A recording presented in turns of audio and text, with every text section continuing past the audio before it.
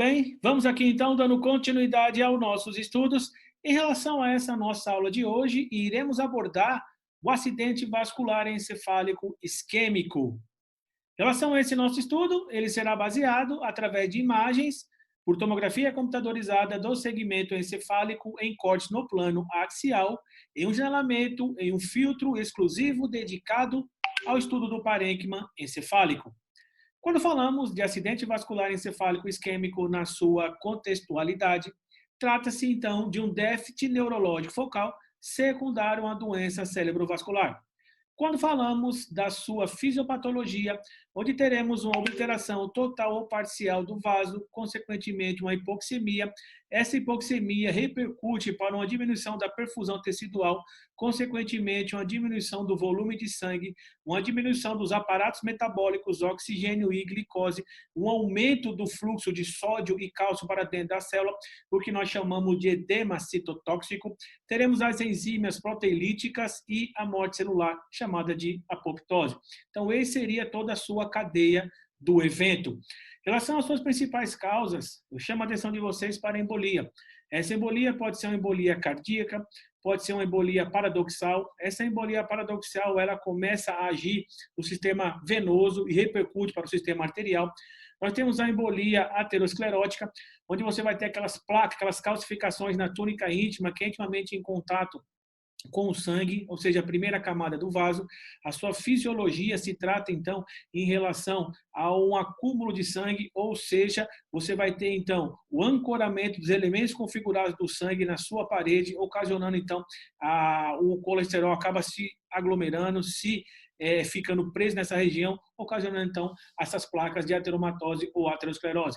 Podemos ter também através de embolias gordurosas, embolias aéreas, através de tromboses perfurantes, também conhecido como trombose de pequenos vasos, através de infartos lacunares. Então, são as suas principais causas que precisamos sempre compreender. Em relação ao exame de escolha, na grande maioria das vezes, o principal exame de escolha seria a tomografia computadorizada. Através da tomografia computadorizada, em um protocolo específico, vamos fazer uma avaliação, principalmente em uma fase aguda, uma fase hiperaguda. O que é que você precisa avaliar? Você precisa descartar algum tipo de sangramento, algum tipo de tumor. Você precisa fazer uma avaliação e observar alguns sinais precoces que indicam que estamos lidando, então, que estamos diante de um acidente vascular encefálico isquêmico, fazer uma avaliação em relação ao vaso, né, a localização da obliteração, onde se localiza esse vaso, fazer uma avaliação em relação à sua viabilidade tecidual e também fazer uma avaliação em relação ali ao déficit em relação à sua complicação. Se tem algum tipo de complicação na hora de fazer os trombolíticos, principalmente na transformação, no que nós chamamos de transformação hemorrágica, uma complicação da complicação, quando você tem, na grande maioria das vezes, um acidente vascular encefálico isquêmico muito extenso, você entra com os trombólicos, você pode ocasionar aí uma transformação hemorrágica. Por isso, precisamos quantificar em uma fase aguda ou uma fase hiperaguda a extensão desse acidente vascular encefálico isquêmico.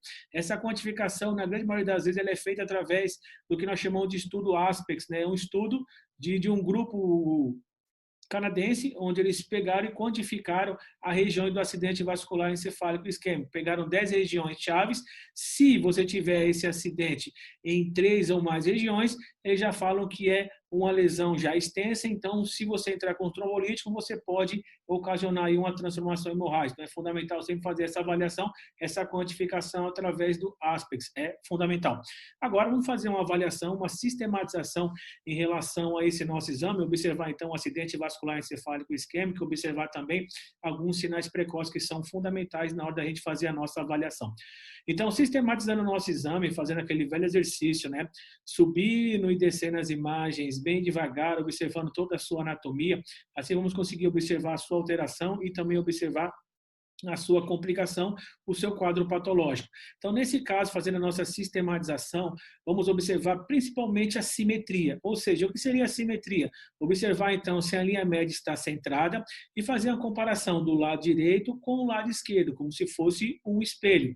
Observar o que é hiperdenso, o que é hipodêncio e observar a substância branca, a substância cinzenta. Se você observar alguma coisa que acusa a perca da diferenciação da substância branca e substância cinzenta, estamos diante de algum tipo de quadro patológico, algum tipo de edema que pode caracterizar, então, um acidente vascular encefálico isquêmico. Então, fazendo aquele velho exercício, comparando o lado direito com o lado esquerdo, a gente já consegue observar discretas áreas hipodensas. Essas áreas aqui, ó, discretas áreas hipodensas. Comparando com o lado oposto, você pode observar que é a imagem normal. Nesse caso, você vê imagens hipodensas. Essas imagens discretas e hipodensas, elas pegam a cortical, a subcortical. Você pode observar que tem a perda da diferenciação da substância branca, a substância cinzenta, e ela delimita um território. Então, nós estamos diante de um acidente vascular encefálico isquêmico agudo. Então, nesse caso, a gente já consegue observar que temos outro sinal também muito importante, o sinal da hiperdensidade da artéria cerebral média. Observe que ela está hiperdensa, pintadinha aqui, ó, de branco, ocasionando, então, que é um sinal clássico de acidente vascular encefálico isquêmico. Então, esse exame, nós temos dois sinais clássicos. Um sinal seria esse aqui, onde nós temos aqui, ó, o sulco lateral, fissura silviana, temos o sulco lateral, fissura silviana, e nós temos nessa região hipodensa, uma discreta hipodensidade, ou seja, você tem aqui a perca do sinal da fita insular. Então, você vê que aqui tem uma imagem normal, essa imagem normal tem um cinza, né, mais claro, e aqui você vê que tem um cinza mais escuro. Então, você está diante de um edema citotóxico nessa região. Esse edema citotóxico pegando a região da ínsula aqui, onde você pega a parede da fissura silviana, pega a região da ínsula aqui, a gente já começa a pensar em um sinal clássico chamado de perca da fita insular. Seria um sinal precoce por tomografia computadorizada que indica um acidente vascular encefálico isquêmico. Então, nós temos dois sinais clássicos, o sinal do cordão, o sinal da hiperdensidade da artéria cerebral média, e também nós temos o sinal aqui, ó, bem direitinho, o sinal da perca da fita insular. Descendo mais um pouquinho os cortes, a gente já consegue observar também a perca da diferenciação da substância branca e substância cinzenta, pegando a cortical, subcortical, não preserva a cortical, e também você vê que ele delimita um território, caracterizando assim, então, um acidente vascular encefálico isquêmico agudo. Comparando com o lado contralateral, você vê que tem uma diferença bem acentuada. Então, você vê que aqui está normal, o lado direito e o lado esquerdo está comprometido. Observe, então, que essa região é uma região da artéria cerebral média, até porque a artéria cerebral média, aqui na sua raiz, na M1, você pode observar que ela está hiperdensa. A artéria cerebral média é uma artéria mais significativa do encéfalo, isso porque ela toma conta de cerca de 2/3 do hemisfério cerebral e também das duas áreas mais nobres do encéfalo, ou seja, o córtex sensitivo e o motor primário, através do giro pré e pós-central ao músculo de Perth.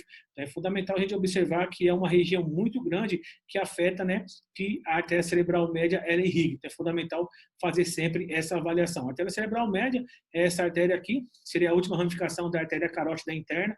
A artéria carótida interna, quando ela acaba se bifurcando na altura da região de C3 e C4, da cartilagem tireoide, na sua parte posterior, se transforma em artéria cerebral interna, ela acaba subindo, né, pelo pescoço ainda, acaba se insinuando para dentro do encéfalo através da parte inferior do osso temporal, chamado de canal carotídeo, se insinua para dentro do encéfalo. Quando ela se insinua para dentro do encéfalo, ela descreve uma imagem dupla em S. Essa imagem dupla em S é o que nós chamamos de sifão carotídeo ou sifão de Edgar Muniz, antigamente, passa aracnoide, a dura mater, e quando chega na altura do sulco lateral da fissura silviana, ela vai emitir seus últimos ramos, a artéria cerebral média, a artéria cerebral anterior, a artéria coroidea anterior e a comunicante posterior.